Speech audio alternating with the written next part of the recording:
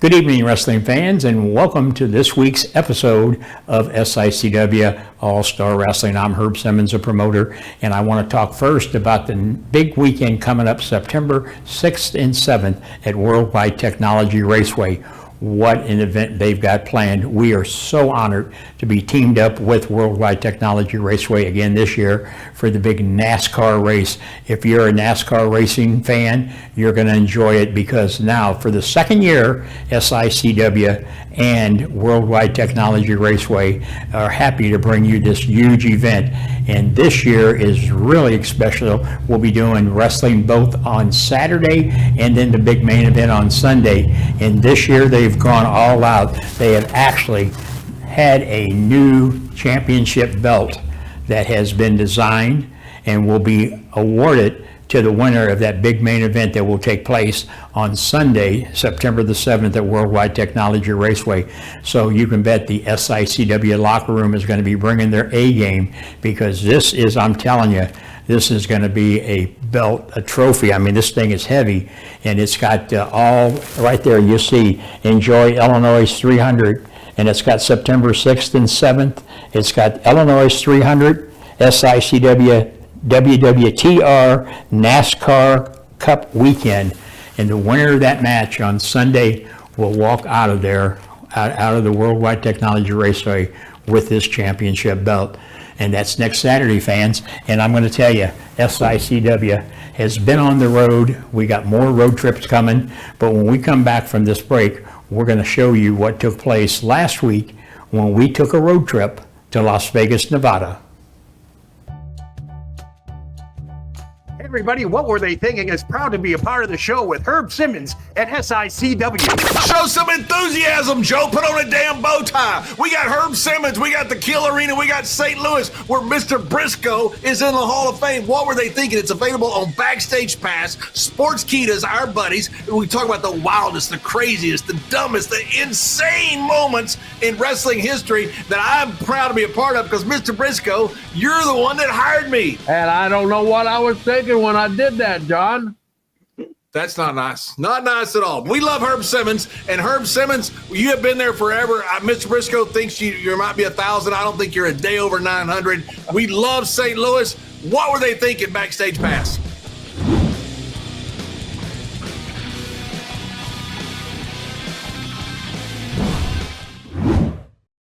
Hello, wrestling fans, and welcome back to SICW All-Star Wrestling here on Sunday night, as we join you each and every Sunday night at 8 p.m.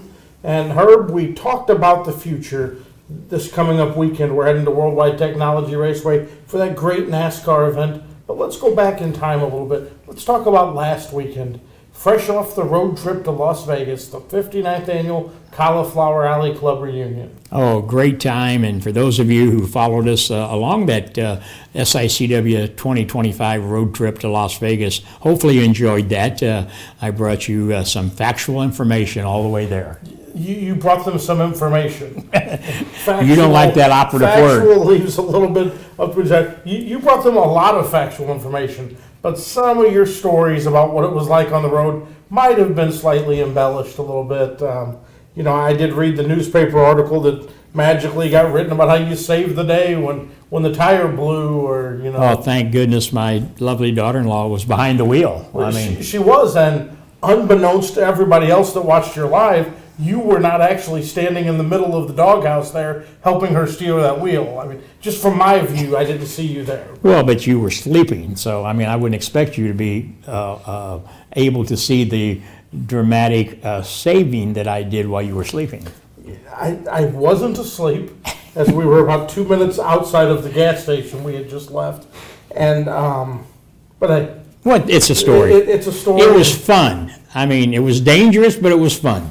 And it was a fantastic What trip. really was scary was when you jumped from one rock to the other at the Grand Canyon. That did startle you a little bit. It but startled I was me in a lot. Control, and Yeah. I was still had feet to go before I tumbled to my death. Yeah, but let's talk about that real quick. One of your all-time favorites that I've heard you talk about many times is Mick Foley. Absolutely, Mick Foley was a great wrestler, somebody that in my era of wrestling, was one of the fan favorites, whether he was wrestling as Mick Foley or Cactus Jack.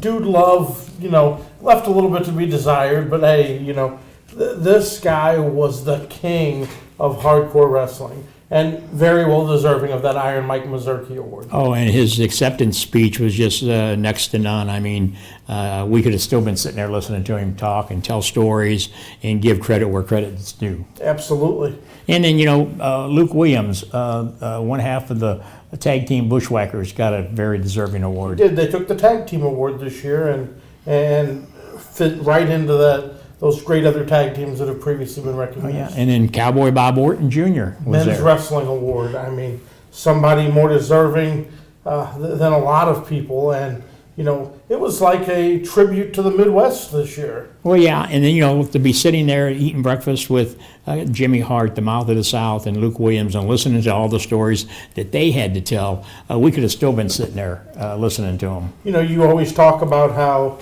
when you were on those road trips, you would slow down below the speed limit because you never wanted to end. Well, that's kind of what Cauliflower Alley's like. There was times we were sitting there talking with Luke Williams and Jimmy Hart. Another time standing there talking to Jake the Snake Roberts, Greg the Hammer Valentine, Mick Foley. You and Mick Foley got to talk a little bit about Bruiser Brody, one of your all-time favorites. Oh, yeah. Well, and again, I mean, just to be able to share some of the talks that Bruiser Brody and I had about Mick, I could just see the gleam in his eyes, and he was really thankful that I shared those comments with him. Absolutely. So. But Herb, there's one award that we really need to talk about and that our fans really want to hear more about, and that's the Carl Lauer Promoter of the Year Award, of which this year you received that great honor.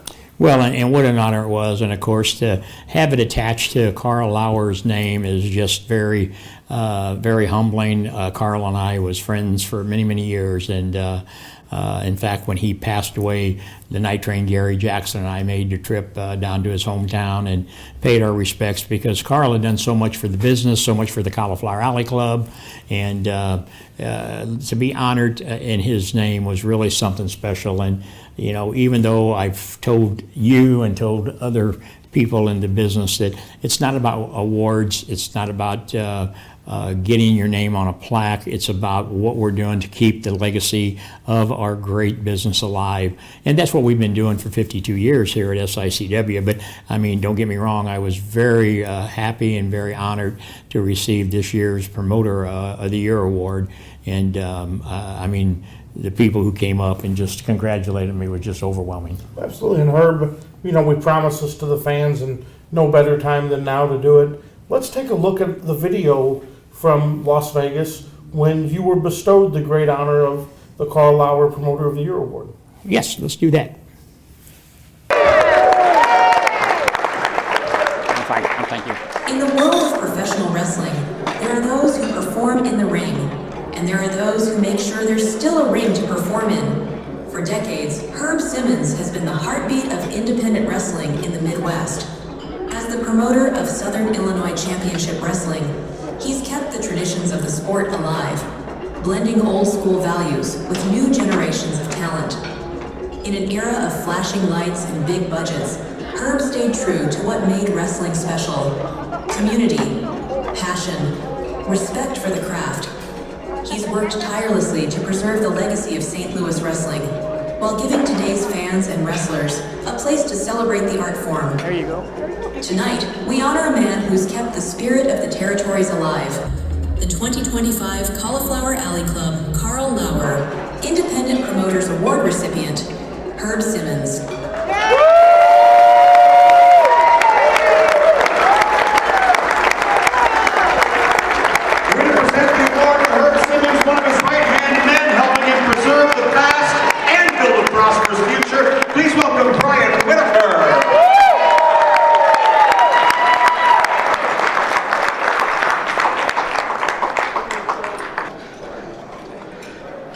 Good evening, ladies and gentlemen, friends of the ring, fellow members of the Cauliflower Alley Club. Tonight we gather not only to celebrate the legends and legacy of professional wrestling, but to honor those who keep the spirit alive in arenas big and small across the country. It's an honor to stand before you tonight at the 59th Annual Cauliflower Alley Club Reunion, a gathering unlike any other, where legends of the past, the heroes of today, and the builders of tomorrow all share one roof, one passion, and one family. It's my privilege to introduce this year's recipient of the Cauliflower Alley Carl Lauer Promoter of the Year Award, a man who has made professional wrestling in the Midwest not just survive, but thrive. The Carl Lauer Promoter of the Year Award is not just about putting on great shows. It's about vision. It's about dedication. It's about building a bridge between wrestling's golden past and its ever-evolving future. And in 2025, no one embodies that spirit more than our honoree. Tonight we celebrate a man whose contributions to professional wrestling stretch far beyond the spotlight and the curtain call. He is a torchbearer of the tradition, a relentless advocate for the integrity of our sport, and a lifeline for professional wrestling in the heartland of America. Herb Simmons is a man who wears many hats. He's a promoter, a historian, a community builder, and a leader. But above all, Herb is a storyteller. He doesn't just book matches.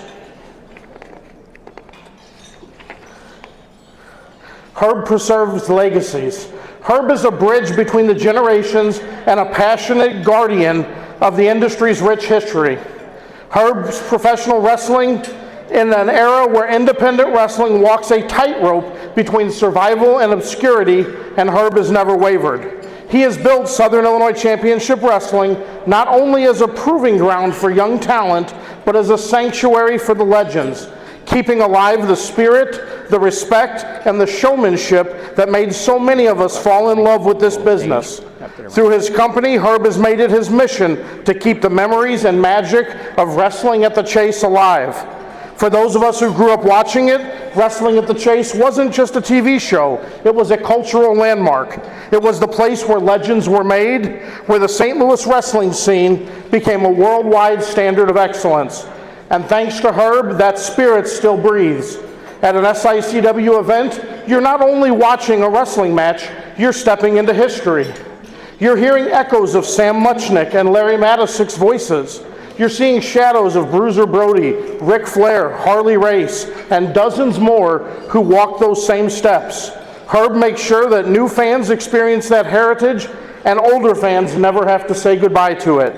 For over 52 years, Herb has created a platform where legends return, young talent rises, and fans experiencing wrestling the way it was meant to be, real, raw, and rooted in tradition. But Herb's work isn't limited to nostalgia. He's building a future, mentoring talent, and bringing world-class wrestlers to local audiences, and doing it all with integrity and respect for the craft. Whether he's working tirelessly behind the scenes, coordinating a charity show, or reviving the classical spirit of territorial wrestling, Herb has proven that wrestling isn't just alive, it's vibrant and growing. Thanks in large parts of this to his vision and dedication.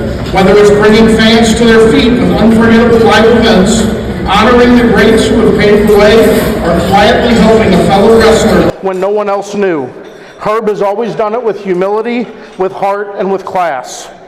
Carl Lauer was a man who believed that wrestling promoters should be caretakers of the sport, and I think Carl would be proud, no thrilled, to see that Herb is carrying that torch today. And it's only fitting that this award bears the name of Carl Lauer, a man who stood for everything Herb embodies: loyalty, leadership, and love for professional wrestling. I've worked with Herb for nearly 15 years and have been greatly involved with his wrestling promotion for the last decade. I'm very honored and humbled that he asked me to present this award to him, as this room is filled with many talented individuals and a large contingent from Southern Illinois Championship Wrestling who made the trip not to just be part of the Ring of Friendship, but to show respect to our leader, Herb Simmons. Any one of them would provide a unique view of how Herb has molded their career and how he constantly gives back to the wrestling business. The fact that Herb selected me to be here tonight allows you to hear a perspective from someone that has never been a worker. I have lived my life as a wrestling fan. Today I work side by side with a man who is keeping the traditions of old school wrestling alive, and I could not be more proud to bestow this honor upon him. When he first asked me to present this award, I thought I would get quotes from 52 wrestlers or wrestling legends to honor his 52 years as a wrestling promoter, in which those people would describe the impact of working for and with Herb Simmons. However, upon speaking to several of them, the responses from all of them were overwhelmingly the same. Herb Simmons is a promoter who's loyal, he's trustworthy, he's honest, and above all, he's fair. Speaking with Barbara Goodish, the widow of the late great Bruiser Brody, she told me that she remembered Frank coming home and speaking about how Herb Simmons was fair and honest, and Bruiser Brody would express how happy he was to work for someone like Herb, as he came from a different mold than some of the other promoters he was working with. Throughout our friendship, Herb has always told me, if you treat the boys right, they will treat you right. And this is a motto he still lives by today. He can pick up the phone and call any legend and request they appear at an event, and the answer is always yes. There's no deposit necessary, no uncomfortable haggling over what the guarantee will be. It's just, tell me when and where you need me. They know his price will be fair, and their envelope will be there at the end of the night. Hall of Famer JBL told me that he would work for Herb anytime, anywhere, and preferably sooner than later. Herb will go ahead and make that arrangement. Jerry Briscoe told me that Herb Simmons gives him a call and he says, give me the date, we'll work out the details later. I even think Jimmy Hart has a VIP route for all the times he makes trips to work with Herb in St. Louis. And Herb knows when Jimmy's coming in, make sure he's at a hotel where the heat works very good, and make sure they stop at the local White Castle.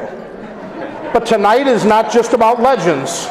Perhaps the most important people are the ones who call Herb boss, the wrestlers that work week in and week out with SICW to ensure they're delivering on the vision Herb Simmons presents to them and keeping the tradition of old school wrestling alive. Herb gives trust to his leaders of the locker room to carry out his vision and has taught them the way just to do that. Many SICW wrestlers are joining us here tonight because they share the same mutual respect I have of Herb Simmons, and we wouldn't be any place other than here to see him receive this prestigious award. There are several others who are joining us tonight who share the same and most important relationship that I share with Herb, and that's being our friend. While we have no direct connection to the wrestling business, tonight, myself along with Herb's boss, Mark Kern, trusted friend Ken Easterly, and loyal SICW fans Frank Murphy and Don Simmons join us at this ceremony, perhaps as the most important aspect of wrestling. We're your fans. Finally, tonight I'd like to create a visual display of the reason why Herb Simmons is being presented with this great honor. If you're in the room tonight and have wrestled or performed in a wrestling match for one of Herb Simmons' shows, please stand up and remain standing. If you are a wrestler who Herb has brought in on any type of Legends agreement, please stand up and remain standing. If you're a fan who has attended one of the thousands of shows that Herb Simmons has put on, please stand up and remain standing. And if you are a member of the Cauliflower Alley Club and have worked with Herb in his tremendous role as the outreach ambassador, please stand up and remain standing. And in true promoter fashion, now that I have the whole room standing up, let's give a standing ovation to Herb Simmons on behalf of the Cauliflower Club, on behalf of everyone here tonight, and on behalf of the fans whose hearts you've kept full of joy when we first found wrestling. It's my honor to present Herb Simmons with the 2025 Carl Lauer Promoter of the Year Award.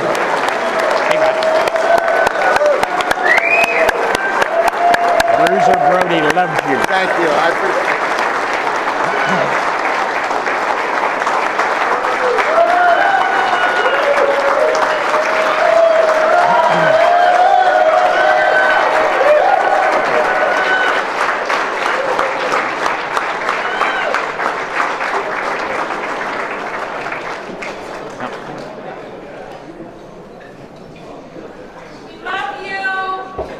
We love you.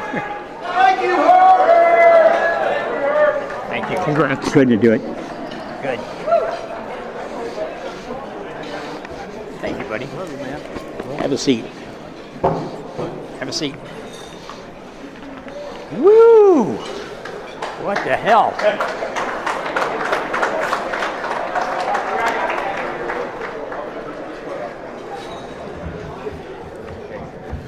Man, that is some of the biggest BS I've heard in 52 years. But I love you, and I know you may have had to pay some of the boys to say that, but my good friend Jimmy Hart's been in for me so many times I wanted to get him registered to vote. Gotcha. So no, I'm honored to be here tonight.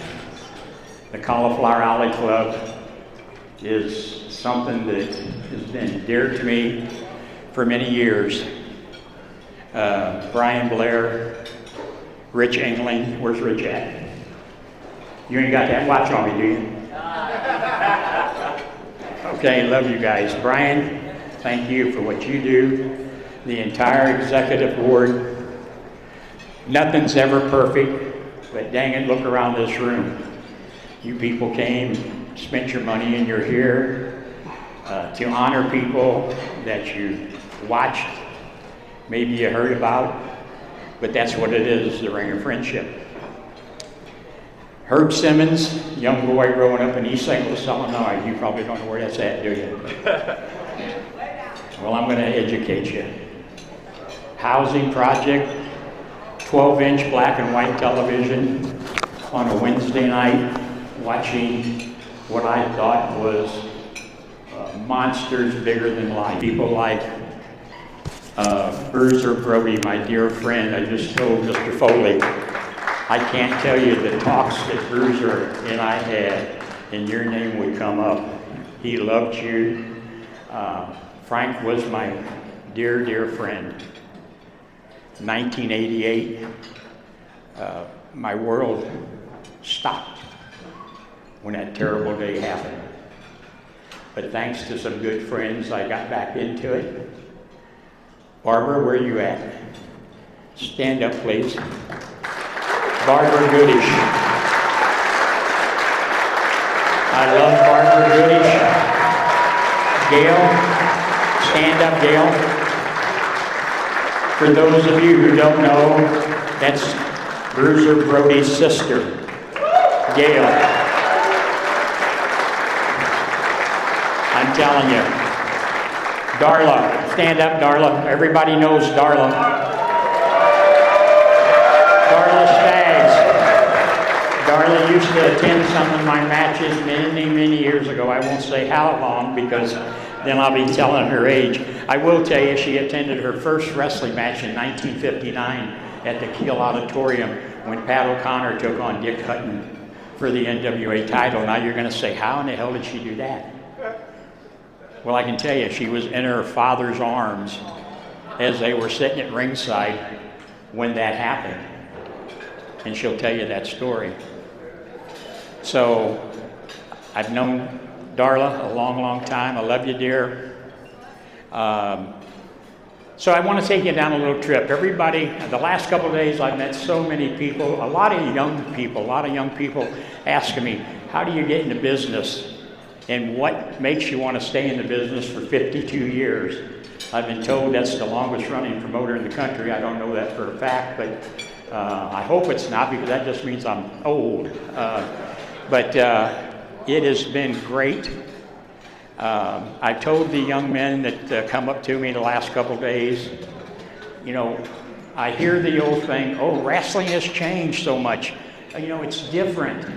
And I disagree. Wrestling is the same today as it was last year. If I put a headlock on you, it's a headlock that was put on in 1930, 40, 50 as it is now. That doesn't change. The only thing that I've seen change is the new generation's ego. I say the 3 letters. 3 letters. And I tell the new people that come to my organization, leave your ego at home. Or I'll even give you a little, leave it outside the building. I have a drama-free locker room. And before I go any further, I'm allowed to do this and have been for the biggest part of my career because of my lovely wife who is here with me tonight, Mickey.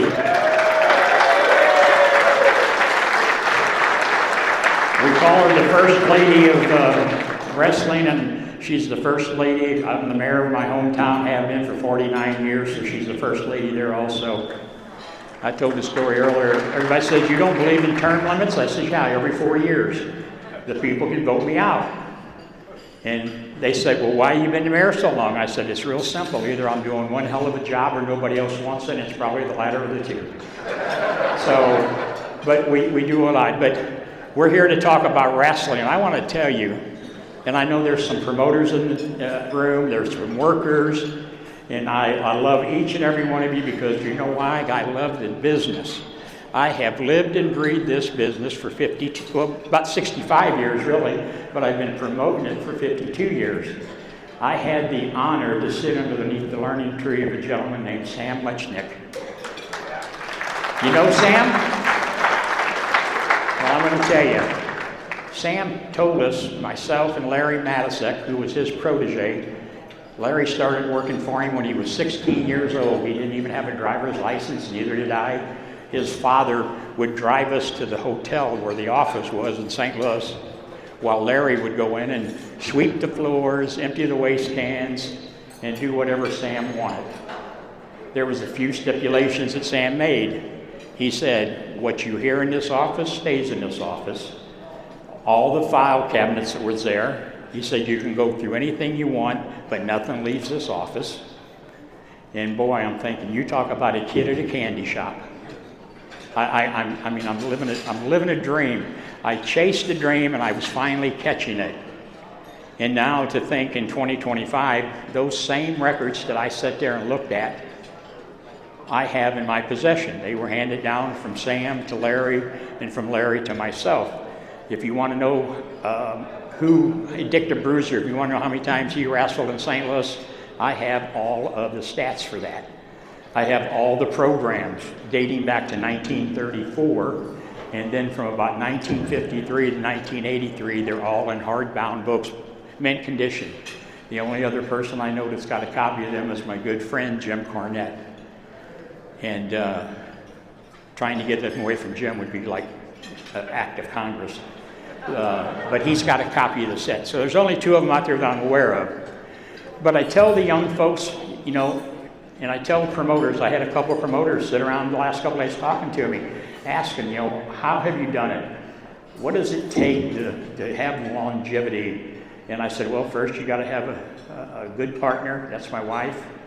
You got to have the passion and the drive to do it. I hear people say the wrestling has changed. There's no storyline. Storylines don't mean anything anymore. And I'm going to tell you, when you're on the main stages, like the RVDs have been, the Mick Foley's has been, they have reached that pinnacle. And you young people that are in the independent business, and I really, really don't like the word independent because any state that requires you to have a license, that license doesn't say independent, it says professional wrestler. So don't consider yourself an independent wrestler. You're out there busting your butts, you're taking the bumps, and you're a wrestler. You got to act like a wrestler. You got to present yourself. So I told a couple of the promoters, storylines do work. And I'm going to take you back in time just a little bit here because I'm going to show you how storylines work. And I had some help with it. I have a booker. So a lot of you know what a booker is. A lot of independent, there's that word again, promoters don't use a booker. But I have a booker. I let him book the shows. I let him put the storylines together. Of course, I get to put the seal of approval on it. But we did a storyline that lasted just under a year. And I'm going to tell you how that all worked out. There's a guy that come into my locker room that says, I'm going to take over Southern Illinois Championship Wrestling. Whether you like it or not, I'm taking it. And I looked around tonight, I think I said in here, Stephen E., where you at? Stand up, Stephen. Stephen E. shows up in my locker room and says, I knew Skandar Akbar personally, and he had written authority to use the name Devastation Incorporated. And he says, and I'm forming Devastation Incorporated here, and you might as well just sell it to me, and you can go down to the beach and suck on pina coladas or whatever you want to do. He sent my wife bracelets, and I mean, we're telling this storyline. I mean, he's beating up people, he's cheating, he's hanging, putting his flag over him, he's throwing fire in people's faces. I mean, it got to the point where I had fans coming up to me saying, what kind of car does he drive? We're going to wait out on the parking lot for him. We're going to get him. I said, no, I don't want that kind of heat. That's cheap heat. He'll be okay. I got it covered. But he kept on persisting. He kept on saying, no, I want SICW. I'm going to take it back to Saudi Arabia, and I'm going to do all of this stuff. And I said, no, I'm not going to sell. He said, oh, yeah, you're going to sell. So we have a show, and a dear, dear friend of mine, and a lot of you know him here. He couldn't be here tonight. One reason is last year I drunk him underneath the table downstairs at the bar, and I'm talking about Haku.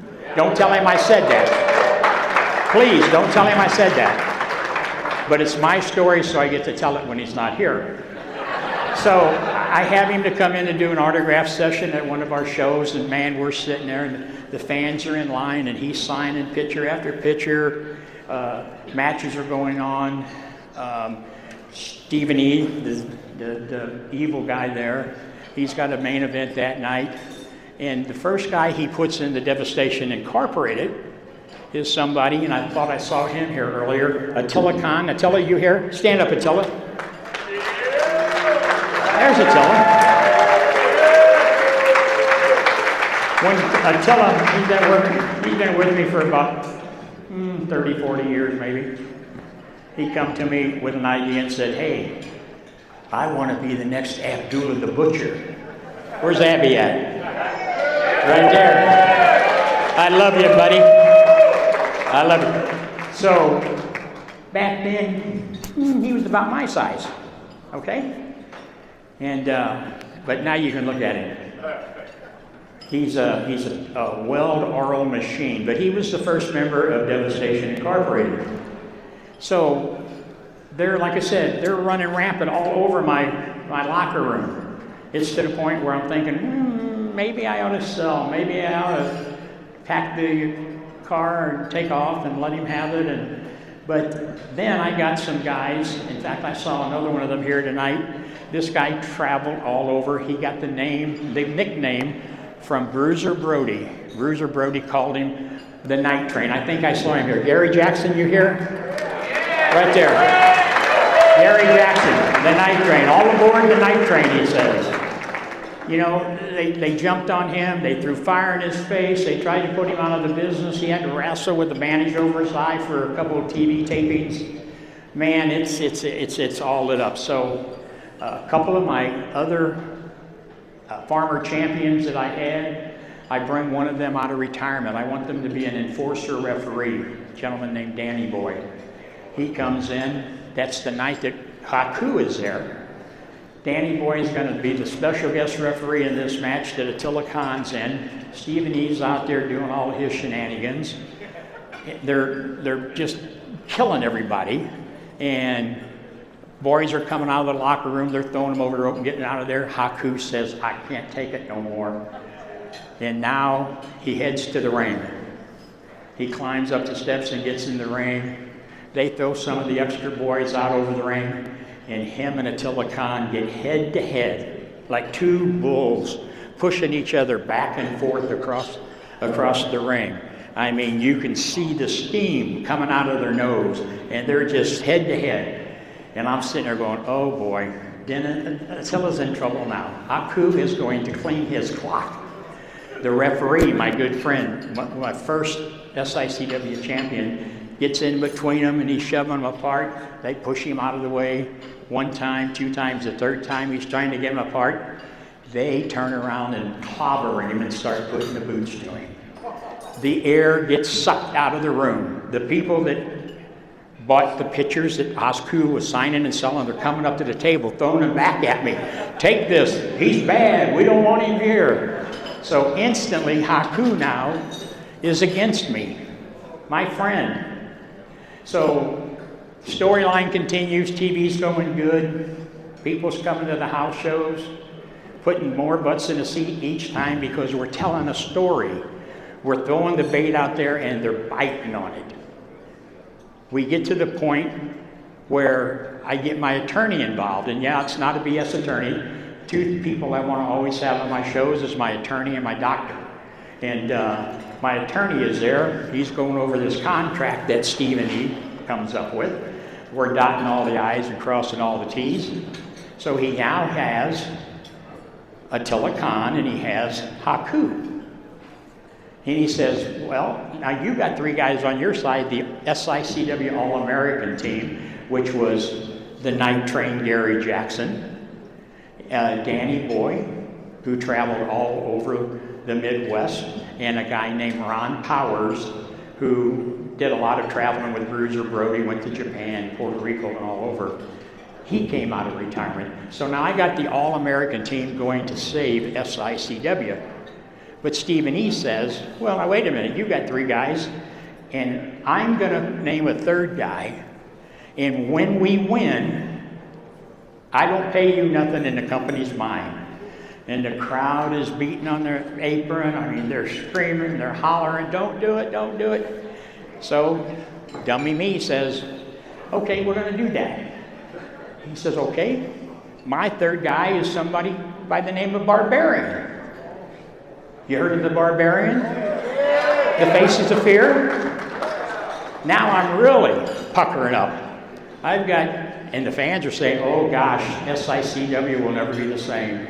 Stephen E. gets control of it, it's gone. He's taken it back to the Middle East and we'll never know SICW as it is today. So, I'm thinking, okay, I really threw a big fat juicy worm out there. Because I told Stephen E., okay, now you got the Faces of Fear and you got Attila Khan, and you cheat so bad that I got to do something. I got my trump card. I said, okay, we'll do this, but there's my stipulation now. You're going to be handcuffed to ringside. You're going to be handcuffed to somebody. And, you know, he plays it off a little bit, and then finally he says, okay, who? And I said, gotcha. Checkmate. I said, you're going to be handcuffed to another tough SOB, the ace, Cowboy Bob Orton Jr., and I think he's here somewhere. Where you at, Bob? Right here. Yeah, he's sitting next to Mr. Foley. You remember that night you was handcuffed to him? And I said, I never said at ringside, but I said, tonight I'm sitting at ringside right next to the ace. And if that guy gets out of hand, I'm going to watch Bob Orton just beat the hell out of him. And guess what? It happened. And guess what? SICW stayed with my family. And I owe it all to a storyline. About 9 months of a storyline, all played out. And I couldn't do it without the likes of the Hakus, the Barbarians, the Bob Ortons, my locker room. You know, the big Texans. Stand up, Jim. Right there. My classic champion is with us tonight, Bobby D. Where you at, champ? Bobby D. And Brian touched on it earlier. We do a lot of charity work helping nonprofit organizations similar to this that are 501c3s. I sit on several boards that are 501c3s. We help fire departments, police departments. We help school athletic boards raise money. We had a local fire chief that ended up getting diagnosed with cancer, and we raised him $40,000 in one show. And that's what SICW does. So for you promoters out there that wonder how I've been doing it for 52 years, it's not me, it's the team that you build around you. It's that support group. It's those guys that will come and do what you ask them to do, because I don't ask them to do anything. The one is going to get them hurt, unless I put them in there against Attila, and then I have to call the blood bank to have them on standby. But it's team. It's a team that we have built, and it works. So my advice would be is, if you can do it, surround yourself with the best you can find, treat the boys right, and they'll treat you right. When I look around this room at some of the legends, and Brian touched on it, he talked about, I can call people, I can call the Abdullahs of the world. Heck, I've called Brian Blair and said, hey, can you come to FanFest 3? What did he say? I'll be there. Rich Inkling came in for my FanFest 3. You know, when I look around the legends that anybody can name, JBL, Jerry Briscoe, Dory Funk Jr., Terry Funk when he was alive. Some of my best road trips was when I had Bob Orton and Terry Funk in a car driving down the interstate, and the speed limit is 65. I'm doing 45 because I don't want to get there any quicker. I want to hear those stories. I was a sponge. I was soaking all of that up, because you learn from what Sam Muchnick told me to do. He said, you keep these open and this shut, and you'll go a long way in this business. Now, he said, don't let people take your kindness as weakness. And I'm a good negotiator. I negotiated with Stephen E. I might win a Nobel Peace Prize for doing that. You know, but does anybody remember Big Thunder Gene Kiniski? Thank you. My boss, Brian mentioned his name, Mark Kern, chairman of our county that I live in and work in, bought a poster that hung in the Kiel Auditorium that's in a frame, and it's a big thing, from 1969, when Big Thunder Gene Kiniski took on Edouard Carpentier, the Flying Frenchman. Anybody remember him? Yeah. That's the type of memorabilia that I've collected over the years. I tell people that my wife will have the biggest bonfire that anybody's ever seen when I go, because she is not going to know what to do with it. But I've named quite a few of the people here, and I know I probably locked off a lot of yous, but you all know I love yous in that locker room. I lost my brother a couple days ago while I was out here. He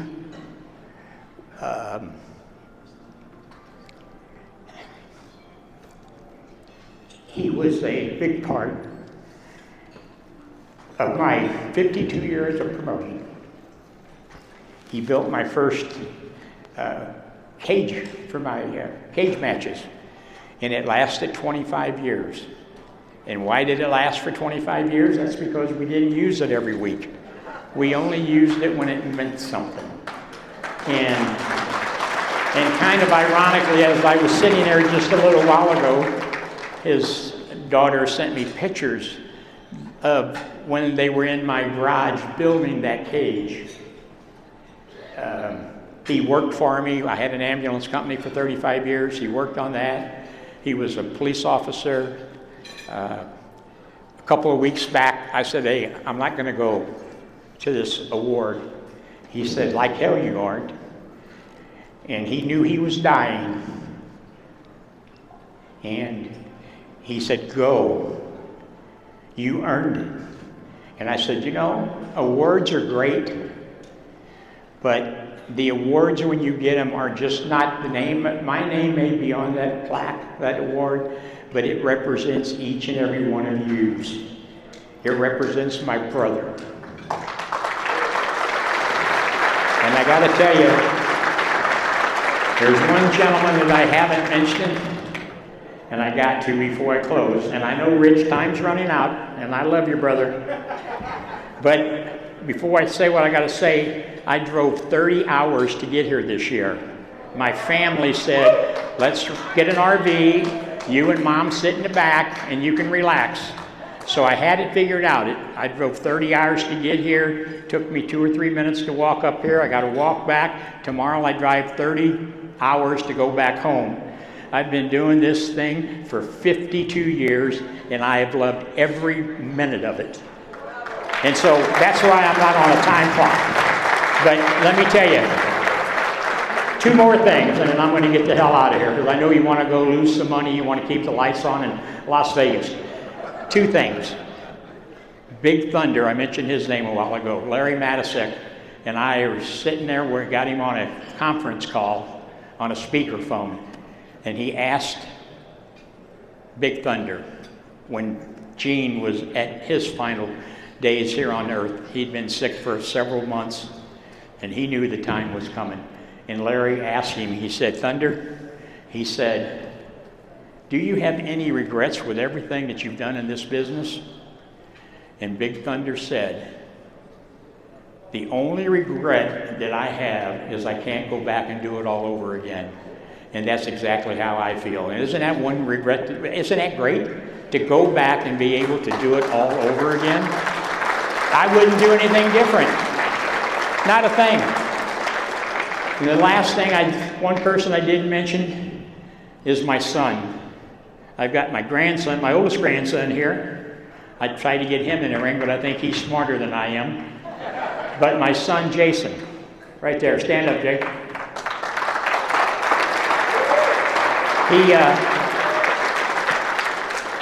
The gas in my tank is undoubtedly almost on its empty. After 52 years, I can't do much more.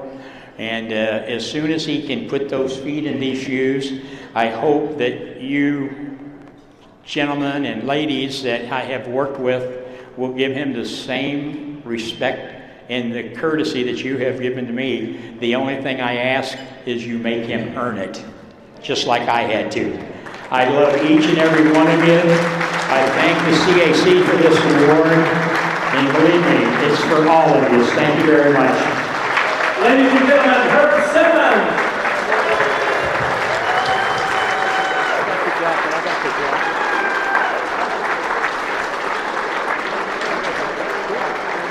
Thanks, buddy.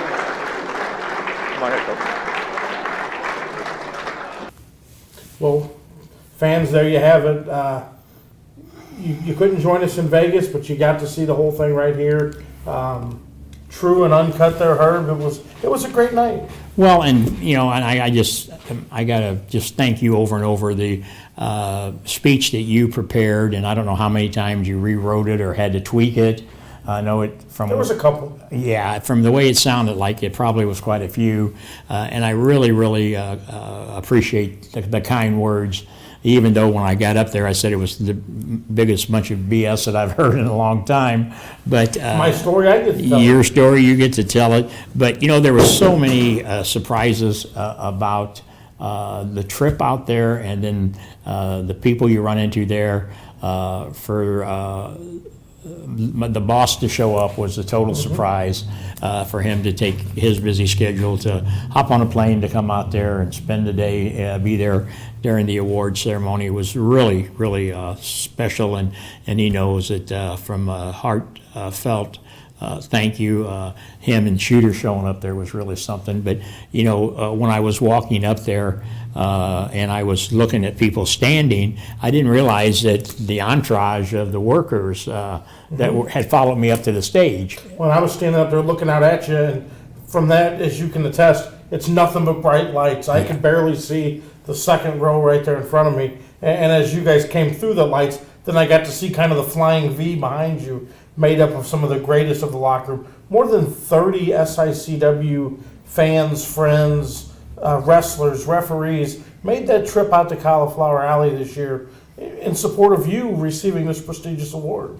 Well, and as you're up there trying to give the thank yous, it's kind of hard as you look around the room. There were so many people there that I could have told stories about that I've worked with and I've met over 52 years. It's kind of hard to condense that all down into a short period of time.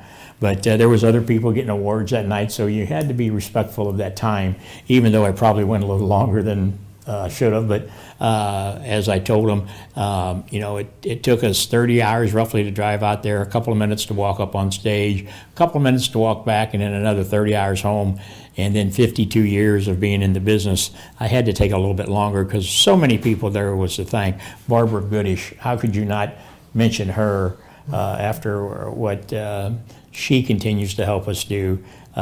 We keep the great memories of Bruiser Brody alive because he introduced me. I've always said if it wasn't for him, Sam Muchnick, and Larry Matysek, there is no Herb Simmons, there is no SICW as we know it these days. Absolutely, and you talked about Barbara Goodish, and we always try and make sure in these Sunday night episodes of All Star Wrestling that we include a little bit of wrestling because that's what we're here for. And you talk about keeping the memories of that alive. Tonight we dug deep down into the archives there and came up with a great Bruiser Brody match. Well, and when you told me the one you found, I thought, well, yeah, how fitting. Bruiser Brody against Jerry Crusher Blackwell, two of the all-time greats, and that I had the honor and privilege of having them in our dressing room and in our ring. And that's why when you told me you found it, I said that would be very fitting for what we're doing. Absolutely. Well, fans, we thank you for joining us here each and every Sunday night for these SICW All-Star Wrestlings. We'll be back with you next Sunday night, hopefully on the downspin of a great weekend out at Worldwide Technology Raceway. But as we head out tonight, we want you to take a look at this great video from the archives, Bruiser Brody versus Crusher Jerry Blackwell. See you next week. See you next week. With about one full 60-minute time limit, introducing first out of Santa Fe, New Mexico, accompanied by his manager, Sheik Adnan El Casey, at 307 pounds, is King Kong Brody. And his opponent at 472 pounds, out of Stone Mountain, Georgia, he is Jerry Blackwell. And this is started right away, Larry. That's action as we were talking at ringside. And down goes the Sheik is getting hammered by Blackwell. Finally, here comes Jerry Blackwell. He's right out on the microphone at ringside. We got the bell. And Jerry Blackwell and King Kong Brody right above us. We're getting out of town. Well, there's a 400 and some pound man, 2 or 3 feet from the microphone here. And He got his head. Brody, over 300 pounds, is pounding away at him at ringside. I think you can see it on the wide shot. There it is again, as the Sheik Adnan Al Qasi is finally pushed out of the ring by the referee. Brody is kicking away at Jerry Blackwell got his head taken into the ring post. A cut is opened.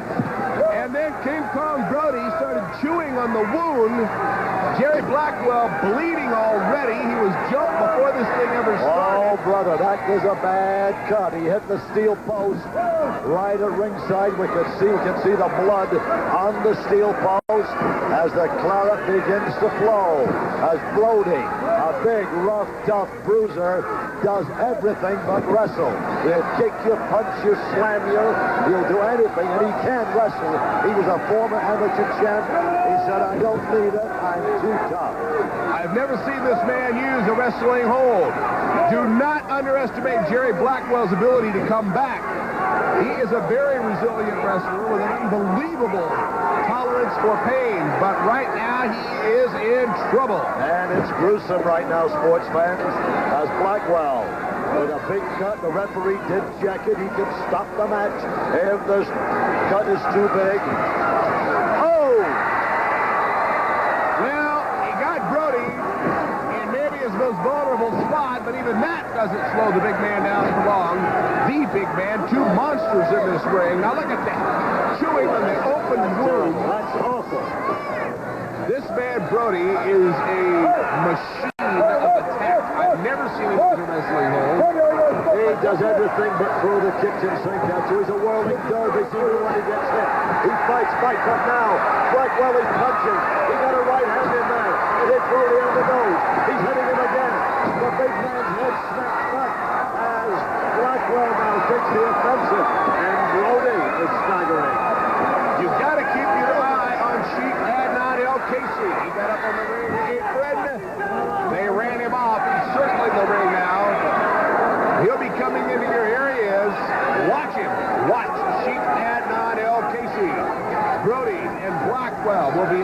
with the string, and then some. There's the big boots of King Kong Brody.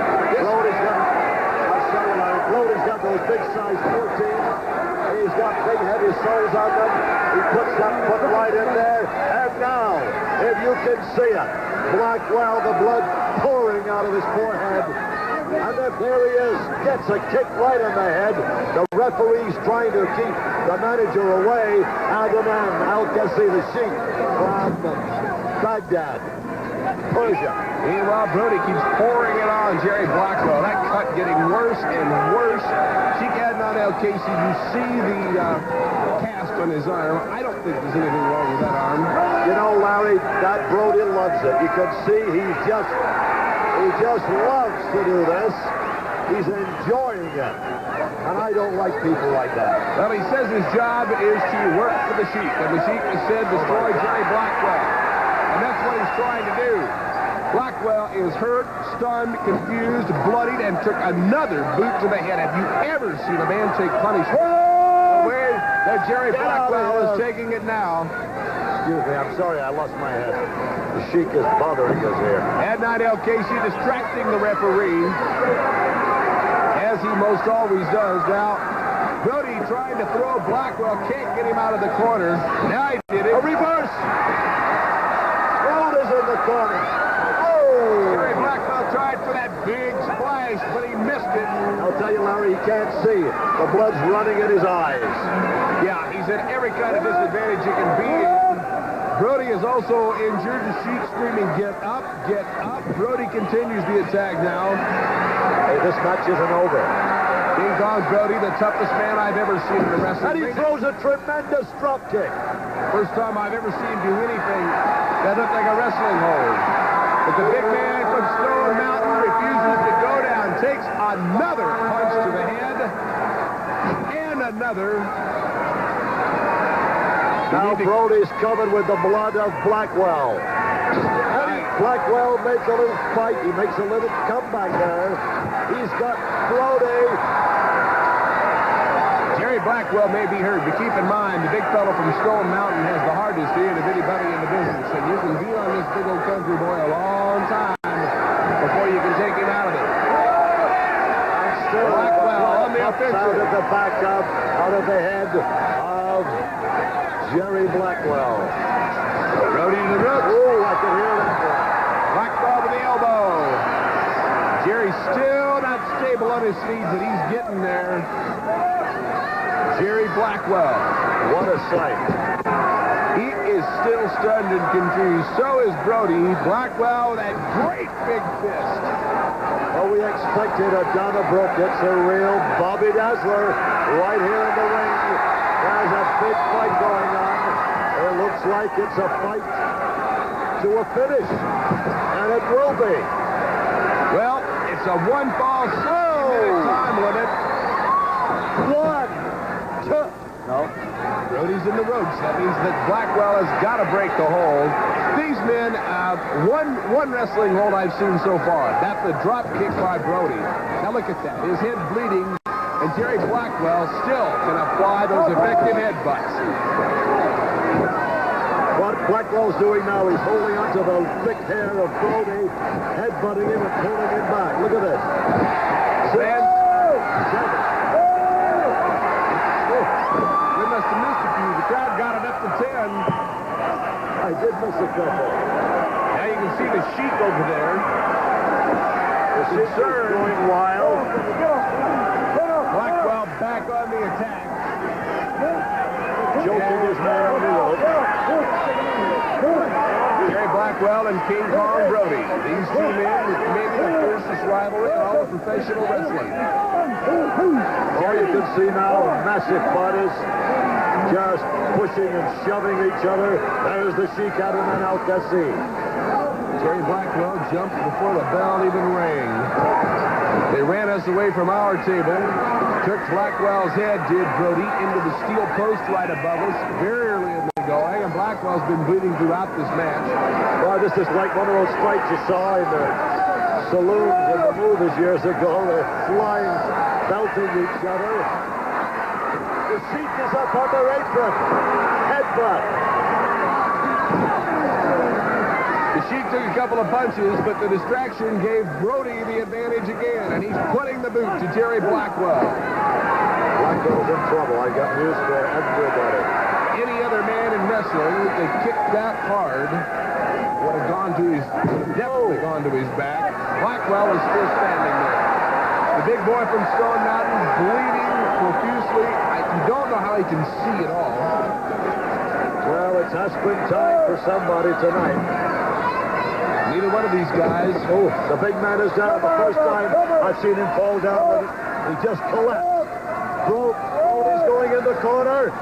Blackwell collapsed in the middle of the ring. There's the big leg across the neck of Blackwell. He covers him. You think he's got him? And 2, 1. The resiliency of Jerry Blackwell. Now Casey trying to speed up the count, but that's Buddy Lane in there doing the officiating, and he knows what he's doing. He's going to do it again. A knee to the head. We'll try for the cover. Oh, my God. No, he didn't do it. Didn't hook the leg. He's up on his feet like lightning. Jerry Blackwell says, to heck with it, I've done it. Finish it up right now if I can. He's got about 2 minutes of power left. He's been saving it up. He picks the big man up. Button from behind. The Sheik and Nino Casey. The Sheik is in the ring. Jerry Blackwell belts the Sheik is down. Now Blackwell seems to have said that he didn't really want to mess with Brody anyway. He goes out Under the ring goes the Sheik. Over comes Brody. Belts. There goes a chair in the ring. Now this is going to be serious A trouble. chair in the ring. One of the spectators. Casey throws the chair in. Complete battle. There's a Ring the bell. There's a chair. Oh. Oh, stop it. Stop it. Stop it. Wait a minute. Bundy. Here comes Bundy. Down goes Bundy. Sheik Adnan Casey threw in the chair, came in, and they double-teamed Jerry Blackwell using the chair. Boom, boom, Bundy in, and it's every man for himself. Blackwell from behind. Ladies and gentlemen, you should come on up and see this. Ring the bell, ring the bell. They ring the bell. The match is over. I believe that Brody has been disqualified because of the interference by Casey. Everybody